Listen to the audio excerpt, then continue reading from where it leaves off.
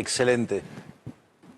Tengo dos lecturas que me gustaría escuchar. Por supuesto, la del resultado de la elección. Después, me preocupa mucho la cantidad de gente que no votó. Y que creo que es un mensaje, me parece que a toda la dirigencia política.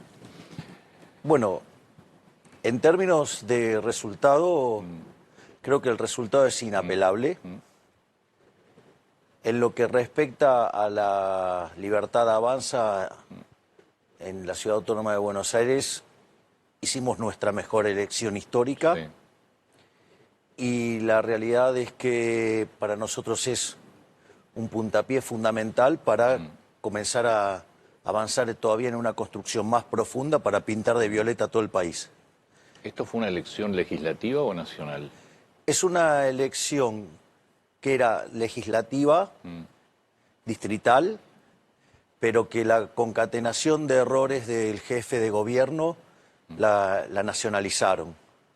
Concretamente, yo había señalado que teníamos que ir juntos en todos lados. Eso hizo que el jefe de gobierno y su espacio se pusieran paranoicos y temerosos con el control de algunos aspectos de la ciudad que los pusieron muy incómodos.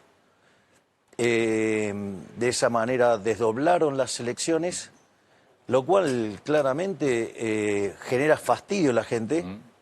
Digamos, toda la gente está haciendo un esfuerzo enorme y los políticos, para cuidar sus territorios o sus negocios, llaman espuriamente a una elección desdoblada, y eso tiene como contraparte que la gente se cansa, y eso es un claro, digamos, golpe también a la decisión del jefe de gobierno. Además, tal como yo había anticipado, esta disputa iba a generar ruidos digamos, en una parte del espectro ideológico que podría terminar favoreciendo al kirchnerismo, digamos, que estaba representado por Santoro. Y la realidad es que, aun cuando yo avisé eso, no dudaron en contratar como jefe de campaña a una basura humana impresentable, repugnante, como es el caso de Gutiérrez Rubí, digamos, quien viene contaminando y envenenando la política argentina desde la época de Cristina Fernández de Kirchner, a quien asesoró, igual que a Alberto Fernández, igual que a Scioli. No le dio mucho resultado en términos electorales. Bueno, está bien. Igual, digamos, lo asesoró a Massa y me hicieron a mí la campaña más sucia de la historia. Y la realidad es que después, cuando uno ve la campaña, replicaron el mismo modelo violento de agresión, digo, pero sumado a la psicopatía, ¿no?, de que eran los que agredían y después decían que ellos eran los agredidos. O sea, ha sido verdaderamente la concatenación de escándalos y errores que han cometido desde el PRO, digamos, son verdaderamente impresionantes. Presidente, viene una campaña ahora, una elección que es la legislativa de la provincia de Buenos Aires, donde también se desdobla. Yo acá hago la salvedad, se desdobla, pero tiene un aparato de movilización diferente el peronismo en la provincia. Y la sensación es que las cosas que se dijeron entre Macri y usted son de difícil retorno. ¿Qué va a pasar en la provincia de Buenos Aires? A ver, nosotros venimos trabajando con muchos dirigentes del PRO en la provincia de Buenos Aires, eso está muy avanzado, a pesar de que le guste o no a Macri. O sea, Macri, lo que pasa es que cree que él es el que quiere llevar a cabo ese proceso, y los dirigentes están tomando nota de que el PRO es una herramienta que quedó obsoleta, no es una herramienta que esté en condiciones de poder terminar con el kirchnerismo. Además, en ese sentido, son muy parecidos al kirchnerismo porque son parte del partido del Estado.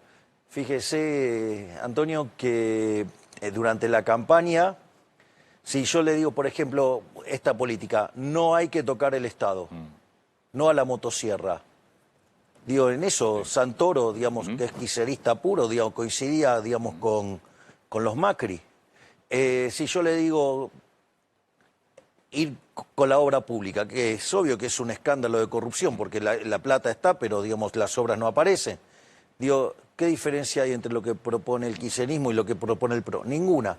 Es más, algunos candidatos del PRO proponían ingreso mínimo universal, es una propuesta directamente de la izquierda. Una candidata proponía controlar las tasas de interés, o sea, digamos, bien, digamos, Pero entonces, ¿qué espacio hay de negociación con el PRO?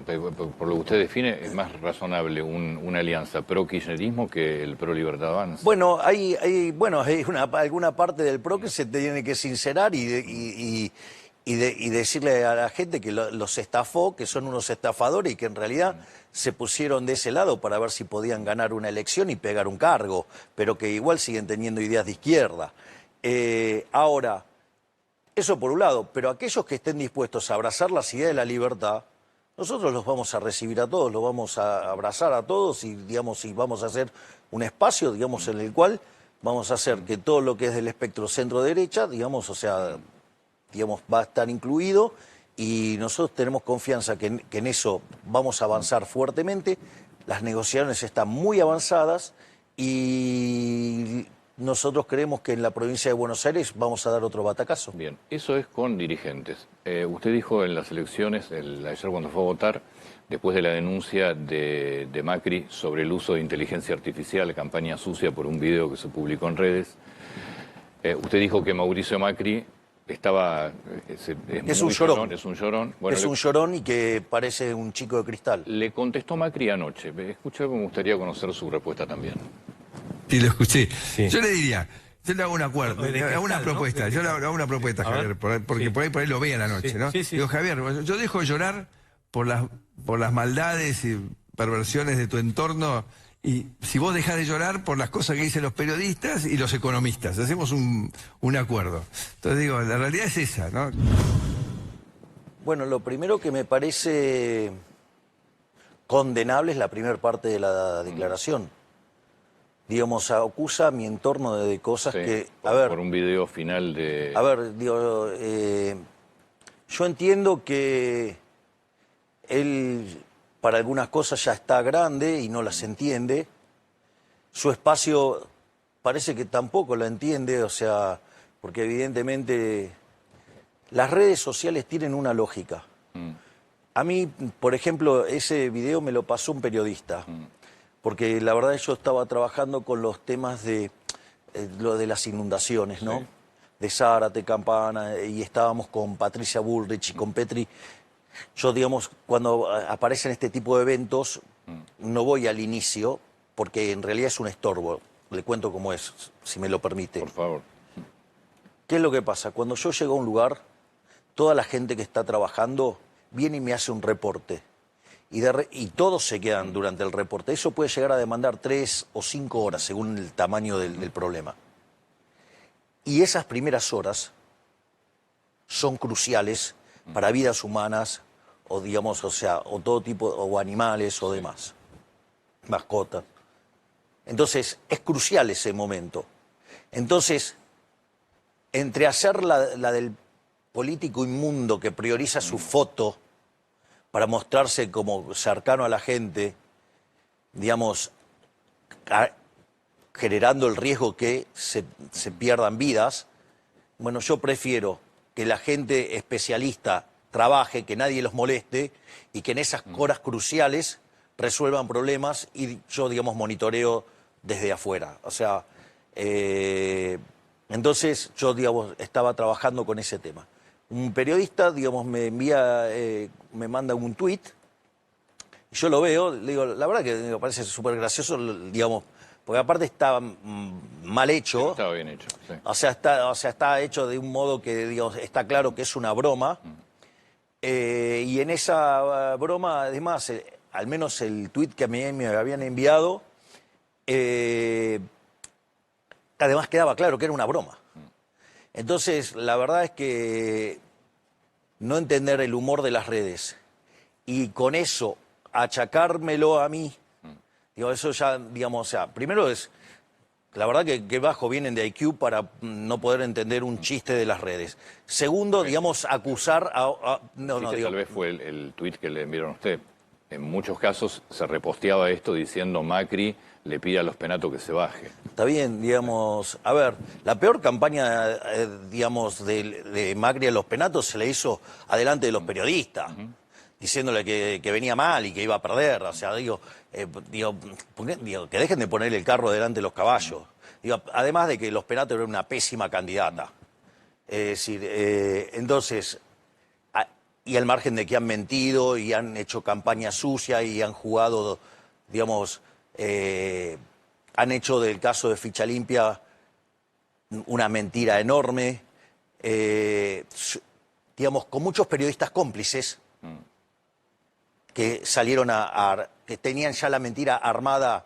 Más bien pasó lo del, digamos, que cuando perdemos la votación, porque digo, dicho sea de paso, era un proyecto, digo, que la puntada final la había hecho yo. O sea, y era un proyecto por el bronce, algo por lo que yo trabajo regularmente. Entonces, lo primero es, acomodemos las tantos de qué es perversiones, porque las perversiones vinieron de ese lado, que a mí no me vengan a psicopatear. Digamos, digo, porque si quieren, digo, me pongo yo más psicópata. Digo, porque, digo, aunque ellos sean los reyes del psicopateo.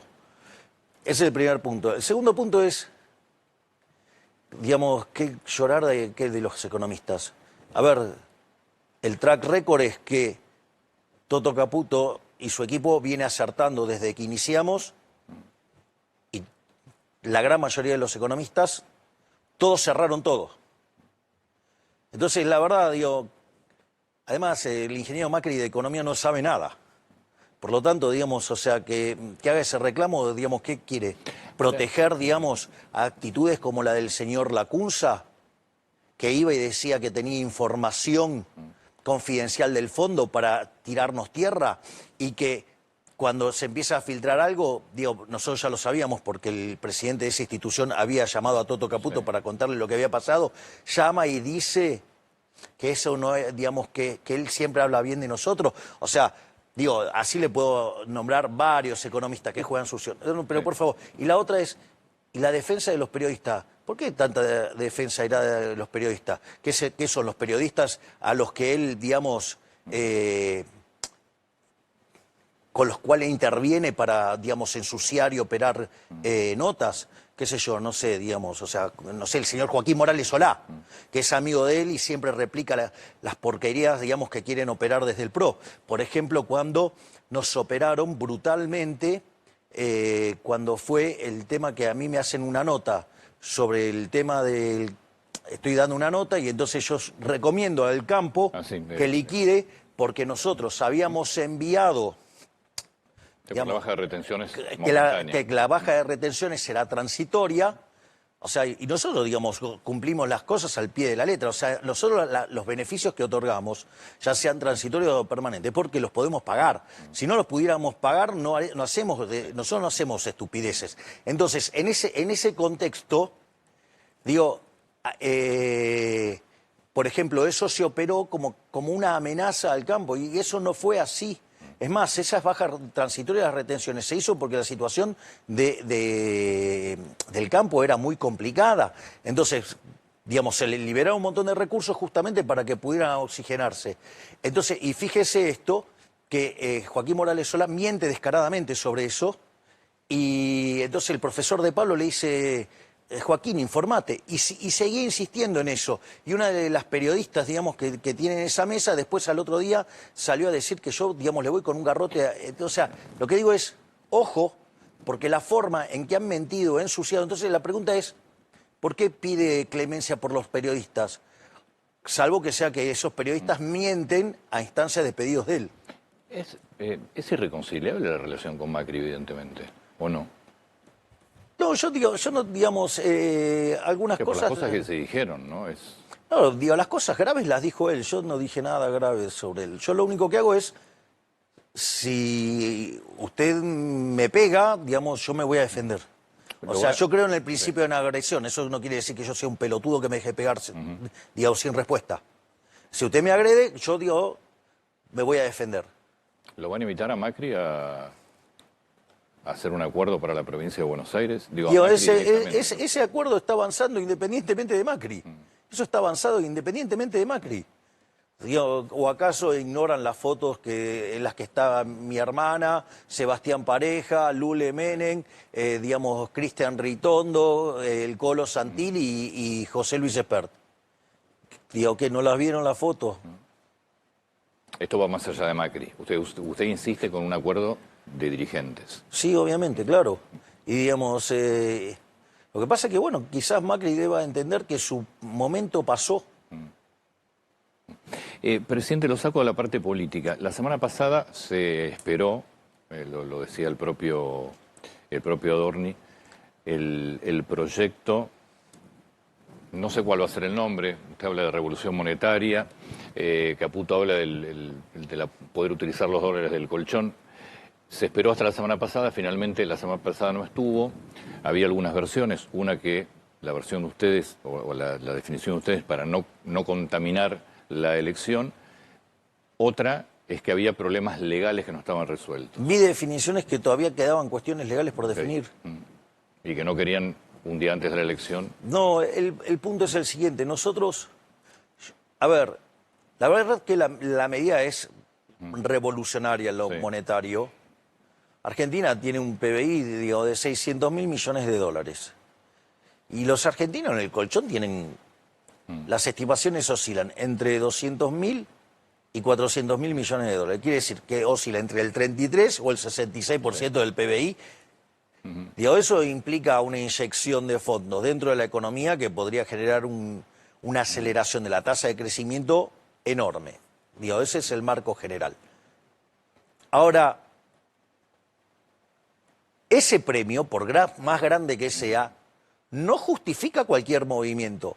Nosotros tenemos que chequear todas las instancias y estar seguro que esto va a funcionar. O sea, yo ahora entro, con lo cual, por eso no salió. Digamos, obviamente que electoralmente hubiera sido un golazo, pero el punto es, yo no me, digamos, yo por rascar más votos no voy a arriesgar una medida y que nos pueda generar algún tipo de problema. Es decir, la medida tiene que tener una característica que pueda ser irreversible. Básicamente, ¿por qué están esos dólares en el colchón? ¿Por qué están esos dólares fuera del sistema? Tiene un motivo. No es que los argentinos que hicieron eso tienen un odio o un desprecio particular por el país. En realidad lo hicieron porque pudieron eludir el impuesto inflacionario, que dicho sea de paso es un impuesto no legislado. A ver. Sí, y el pago de impuestos también, ¿eh? Está bien, bueno, está bien, pero es parte... Sí, pero a ver, el problema más grande era el problema monetario, Antonio. Yo le hago una pregunta. Si usted estaba en el 2001, tenía 1.000 pesos y 1.000 dólares, era lo mismo. Si usted se quedaba con los 1.000 dólares, sigue teniendo 1.000 dólares. Si usted se hubiera quedado con 1.000 pesos, hoy tiene $1. Entonces... Digo, la verdad es que las características del impuesto inflacionario en Argentina han sido devastadoras y como consecuencia de ello los argentinos, aún dinero en blanco, lo pasan al sector informal para poder escapar de las garras del Estado. Es decir, usted, digamos, o sea, a ver, usted tiene a una persona que está presa en Cuba y logra escaparse y llega a Miami, ¿usted que lo va a ir a moler a palos en Miami porque escapó del régimen castrista cubano? Digo, de vuelta, ese es el primer punto. Es decir, esas personas que tienen ese dinero ahí no son delincuentes, son personas que lograron escapar, ¿sí?, de los liberticidas de las políticas. Una parte sí, otras decidieron tampoco pagar impuestos porque no lo declararon. Bueno, y no será, digamos, a ver, si, digamos, mi concepción... Son las dos partes. De vuelta, de mi concepción los impuestos son un robo, usted no los paga voluntariamente. No, eso claramente, no, nadie los paga voluntariamente. Bueno, entonces, por eso se llaman impuestos.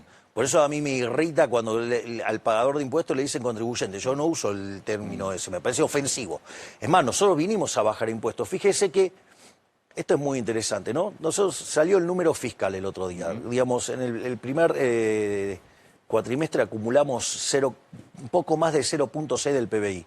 Si eso usted lo anualiza, estamos en 1.7. La meta que teníamos en el fondo era de 1.3 en el resultado primario. Bien.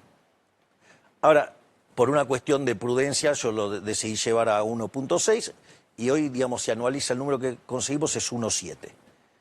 Ahora, es interesante porque esto lo logramos bajando casi 2,5 puntos de impuestos. O sea, que nosotros estaríamos entrando al año electoral haciendo un equilibrio fiscal de 4 puntos del PBI primario. O sea, usted se da cuenta, eso no lo vio nunca en la historia argentina. Además de entrar con la cantidad de dinero fija. Y además, digamos, liberamos el mercado de cambio en un año electoral cuando todo decía que lo íbamos a hacer en noviembre. Ahora, dicho esto, una de las cosas que nosotros tenemos planeado, y ahí el ministro Caputo mostró 2 senderos posibles. Sí. Dijo, si de acá a que y suponiendo que estuviéramos 2 periodos, y la economía creciera al 6 y devolvemos 1,5 puntos del PBI por año, en ese caso, digamos, más conservador, le estaríamos devolviendo a los argentinos 420.000 millones de dólares.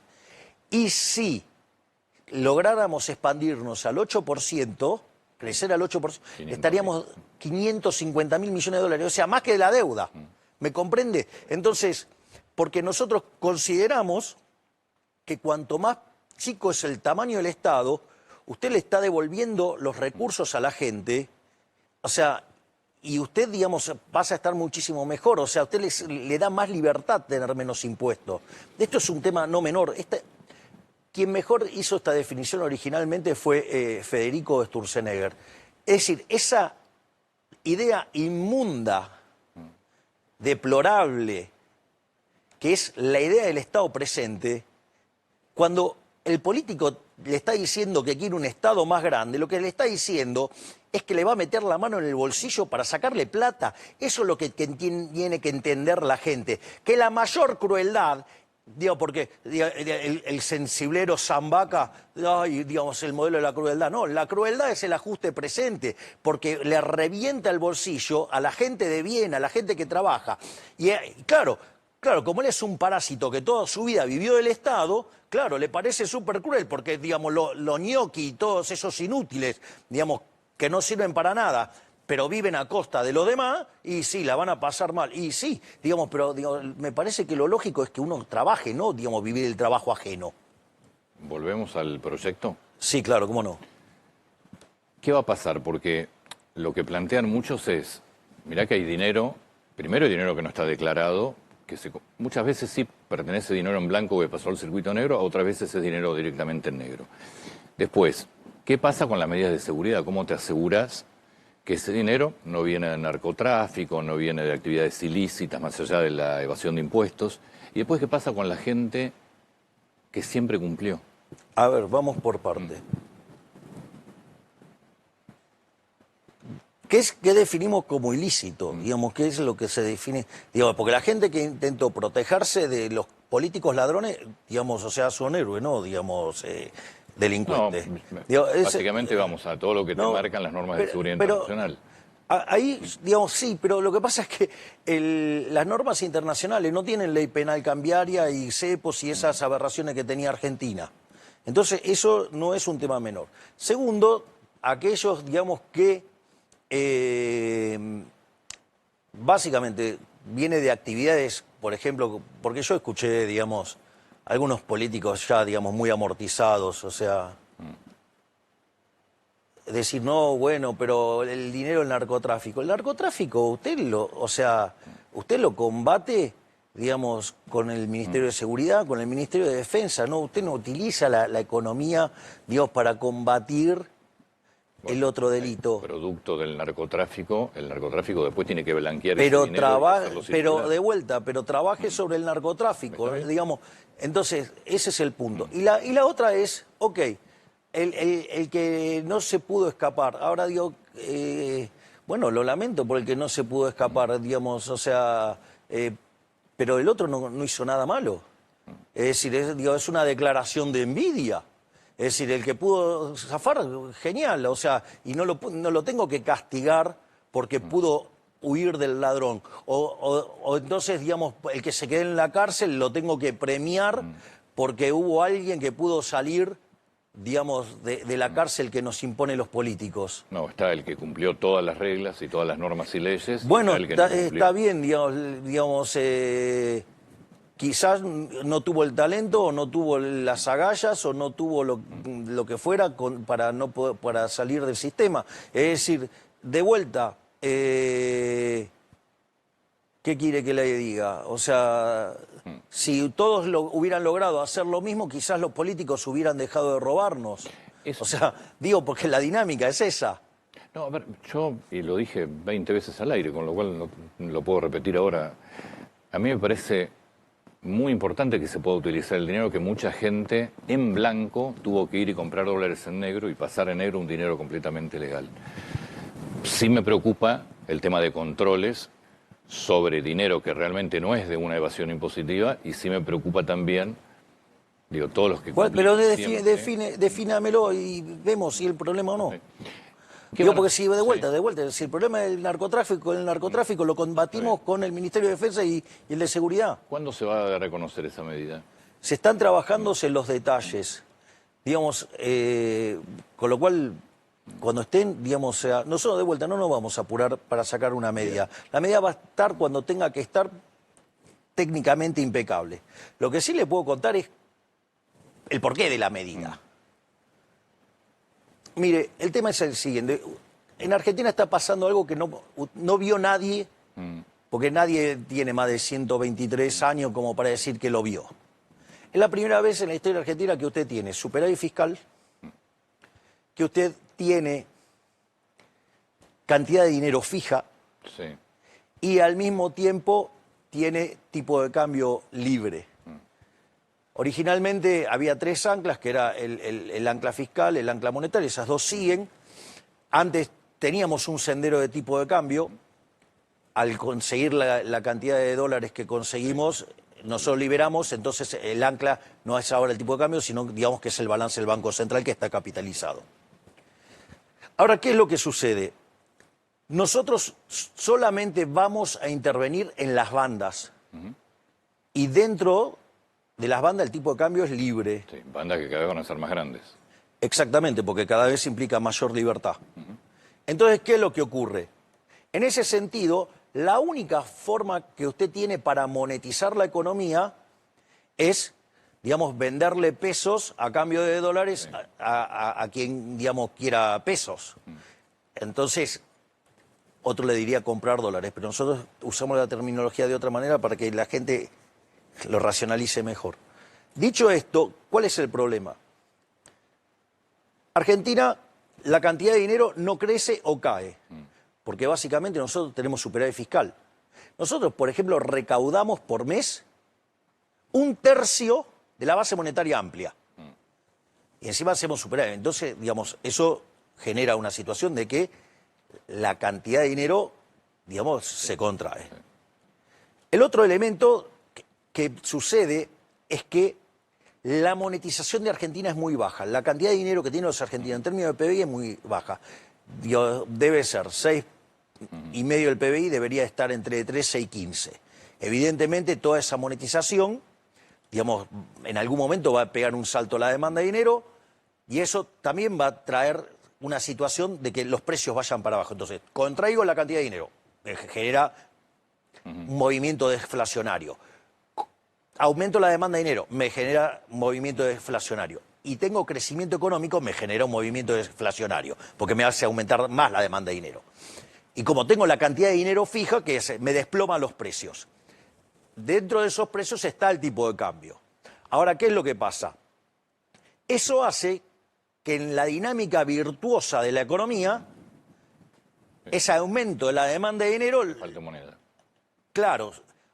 Y cuando a usted le falta moneda, la forma en que se corrige eso es con la deflación. Ahora, usted para corregir por deflación tiene que tener acompañada toda la estructura contractual de la economía. Naturalmente, después de 90 años de Banco Central, la estructura contractual de la economía está diseñada para una economía inflacionaria, no para una economía, digamos, que tiene deflación y que además crece. Como no está diseñada para eso, en el medio, entre que aprenden los agentes y todo, digamos, dada la velocidad de ajuste, por ejemplo, en el tipo de cambio, usted puede mandar a la quiebra un montón de empresas y puede llegar a limar el crecimiento económico, que es clave para seguir sacando a Argentina de la pobreza. Que dicho sea de paso, este gobierno que no tiene corazón, que es cruel y no sé qué cosa, sacó 10 millones de personas de la pobreza. Entonces, en ese contexto es que nosotros habilitamos la dolarización endógena. ¿Para qué? Porque como la cantidad de dinero en la economía la determinan los individuos, que sean los individuos poniendo los dólares en el sistema y que, digamos, moneticen la economía los propios individuos. Y no lo hace el Banco Central. Entonces eso no genera presión inflacionaria, nada, porque está calzado con las transacciones, no tiene ningún problema. Lo único que sí va a generar es, como los impuestos se van a seguir pagando en pesos, evidentemente el peso se va a seguir fortaleciendo como moneda. Porque usted cuando pague los impuestos, supóngame lo siguiente, usted va a un lugar con $100.000, se compra, no sé, algo de $100.000, paga el IVA $21.000. Digamos, esos $21.000 hay que pagarlo en pesos, entonces eso genera una demanda de pesos y va a haber, digamos, por el efecto fiscal, va a haber una apreciación. Me van a preguntar dónde serán los $100.000. Ese es el punto central, porque la pregunta es, ¿pero si hoy existe competencia de moneda? Bueno, la clave es que nadie le pregunte de dónde usted sacó los dólares. Es más, a mí no me importa de dónde sacó los dólares, no me importa en lo más mínimo. Es decir, las cuestiones de economía se arreglan en la economía. Las cuestiones de otro tipo se arreglan en el plano jurídico y legal. Eso es lo que hay que entender, no hay que estar mezclando. En economía, eso Robert Mandel, en un libro de 1968, un clásico de economía internacional monetaria, lo llamaba principio de clasificación efectiva de los instrumentos de mercado. Entonces hay instrumentos que sirven para una cosa, hay instrumentos que sirven para otra. Es decir, que mañana los que vaciaron el banco, ¿qué era? El Río Santander, no, si no me equivoco, o el Río en ese momento, el famoso robo del banco, si mañana una persona viene con $500.000 que son producto de un robo, nadie le pregunta nada. La pregunta es...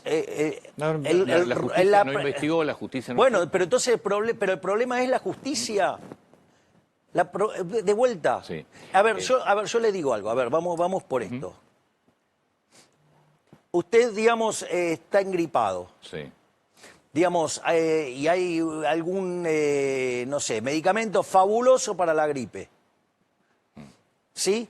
Ahora, también sabe que hay algún medicamento buenísimo para los dolores de hueso. Es decir, no le voy a dar el de los dolores de hueso, le tengo que dar el de la gripe si usted tiene gripe. No sé si soy claro. Pero de vuelta, el problema del robo, usted no tiene que mezclar la cuestión del delito con la cuestión de la economía. La economía, digamos, tiene la lógica de la economía. Hoy en la Argentina existen lo que se llaman ROS, que son reporte de operación sospechosa, que un banco, generalmente, si yo aparezco con $200.000 y habitualmente no hago una operación así, le avisa al Banco Central o le avisa a la UIF. Me parece un horror. ¿Eso desaparece? Me parece un horror. Usted puede usar los dólares tranquilamente y nadie le tendría que pedir explicaciones de nada. Por eso desaparecen los reportes de operaciones sospechosas, porque si la gente va a poder utilizar lo que tiene que no declaró... Usted va a poder usar los dólares sin dejar los dedos marcados. Nadie tiene por qué saber de dónde sacó usted porque el delito o sea, si hubo un robo, se combate el robo. No, usted no genera una distorsión económica, digamos, para combatir un delito. Es una locura. Es decir, digo, de vuelta, le voy a dar, digamos, para su resfrío, le voy a dar piroxicam. Entonces desaparecen los blanqueos. O el Voltaren Flex. Sí. Digo, ¿qué le va a hacer? Nada. Porque usted tiene gripe, no tiene dolor de columna, qué sé yo. Desaparecen los blanqueos, entonces. Por definición, digamos, es como si fuera un blanqueo, pero sin pago de impuestos, obvio, claro. No tiene fines recaudatorios, tiene fines, digamos, de liberar, que la gente pueda ser libre de usar su dinero, que no lo podía usar porque los delincuentes y los políticos los querían perseguir hasta por abajo de la cama. Es decir, todo era recaudatorio. Está bien, eso hay que explicárselo a Arca. No, ¿y a usted qué le parece? ¿En qué estamos trabajando? Está trabajando Arca, está trabajando el Ministerio de Economía y está trabajando el Banco Central. Ahora. Y tiene un testeo digamos, desde el Ministerio Igual, de para Justicia. que sea, como usted planteó, irreversible entre comillas, en la Argentina no hay nada, tiene que ser por ley, no por decreto. Utilizaremos los instrumentos que tengamos disponibles para hacerlo. Y no hay fecha. Las medidas van a estar cuando estén perfectamente confeccionadas. Fue lo mismo que el cepo. Nosotros dijimos, las condiciones para el cepo eran estas. Sí. Salvo que aparecieran 15.000 millones de dólares. Sabíamos que con 12.000 salíamos. Aparecieron 20.000 cash, listo. Y todo decía, no, porque el año electoral no lo va a hacer. Y, digamos, era una medida pro libertad. Sacar el cepo era a favor de la libertad. No hay nada con lo cual negocie la libertad. Ni año electoral, ni nada. O sea, yo lo que quiero que quede claro, que yo voy a hacer lo que debo hacer. Yo voy a hacer lo que debo hacer. Y no me importa ni el ciclo político, ni el... No, yo voy a hacer lo que tengo que hacer. Entonces, yo veo un contexto internacional que se había puesto más complicado y que requiere mayor resultado de la cuenta corriente. Ok, ¿cómo hago más resultado de la cuenta corriente? Puedo agarrar, subir impuestos, que no me gusta. Puedo, por ejemplo, devaluar y perjudicar a los más vulnerables, no me gusta. Entonces, ¿qué hice? Le puse mayor ajuste al sector público. ¿Me comprende? O sea, todas las medidas tienen un origen moral. El origen es moral. Cuando estuvimos con el profesor Huerta de Soto, cuando yo le entrego la orden de mayo, una de las cosas que hice fue hacer énfasis en una contribución de él que se llama la teoría de la eficiencia dinámica. Es una maravilla el trabajo, no me voy a poner a explicarlo acá, pero lo más interesante es la conclusión del trabajo.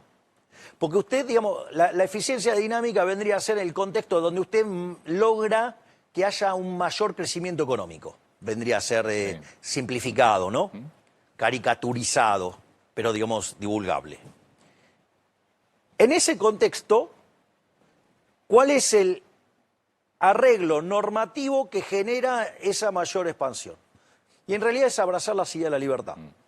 Ahora, las ideas de la libertad tienen atrás de ello toda una concepción moral, filosófica, ética.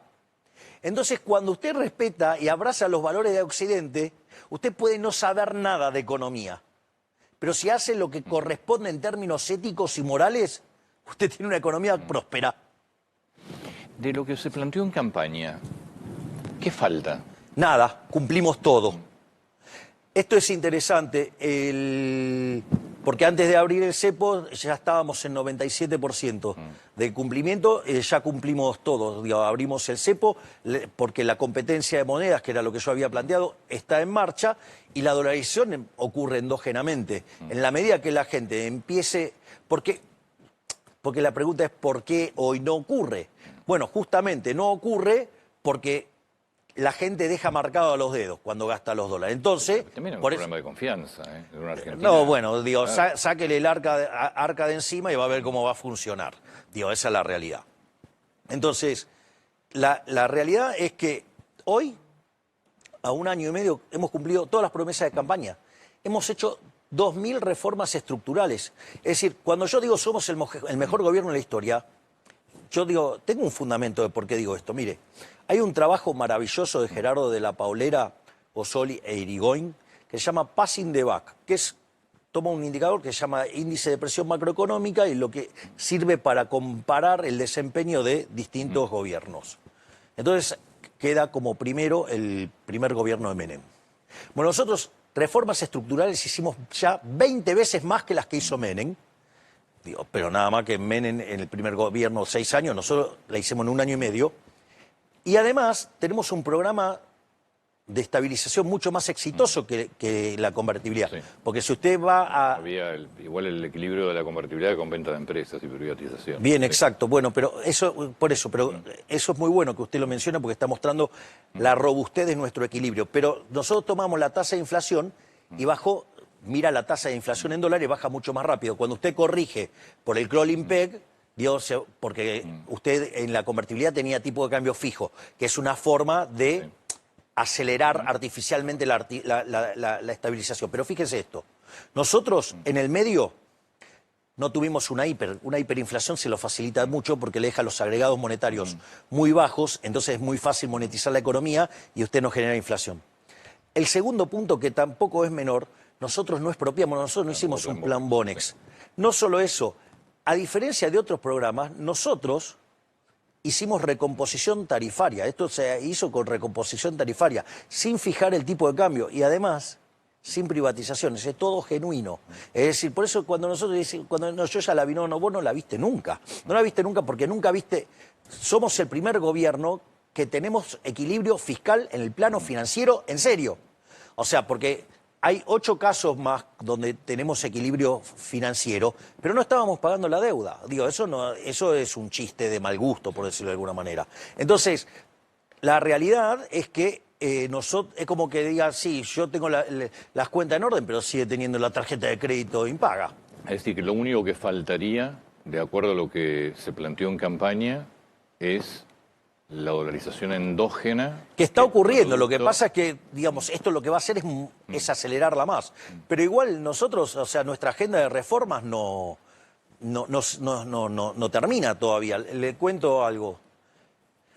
Nosotros acabamos de ser condecorados por dos instituciones. Una por, digamos, la de los contribuyentes, digamos, por haber bajado impuestos. Pero no solo eso, sino que también fuimos condecorados por uno de estos institutos que mide la libertad económica. Ahora no me Heritage Foundation. Bien. Porque logramos el mayor salto en libertad económica que haya tenido un país en la historia del índice. Y le cuento algo, eso solamente contempla el primer semestre del año pasado. ¿Esto qué quiere decir? Solamente el DNU 7023. Imagínense cuando se incorpore lo que tiene que ver con la ley bases, más, digamos, ahí está, las 900 reformas que hizo Federico Sturzenegger. O sea, porque en ese momento ya estábamos en 1700.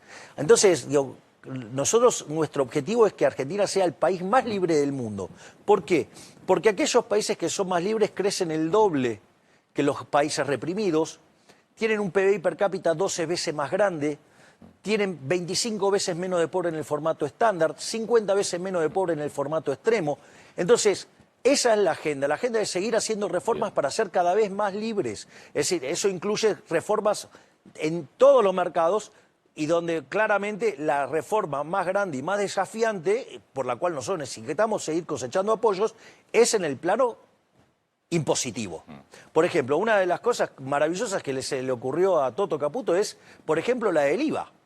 Separar el IVA nacional del IVA provincial. Entonces, digamos, se cobra un impuesto, la nación cobra el 9%, y bueno, y después cada provincia que cobre lo que se le dé la gana. Con lo cual usted empieza a generar competencia fiscal. Fíjese lo que está, por ejemplo, pasando a niveles municipales, entre los que cobran distintas tasas, cómo, digamos, el Banco Nación, digamos, se va moviendo en función de esto. Y entonces, por ejemplo, Diego Valenzuela, que hace un trabajo enorme en 3 de febrero, está generando un montón de desplazamiento de inversiones hacia el 3 de febrero. Eso es lo que tiene que ocurrir, competencia fiscal, que empiecen a competir y que los políticos den la cara frente a los ciudadanos por cobrarles impuestos. Presidente, muchas gracias. Por favor, gracias a usted, Antonio.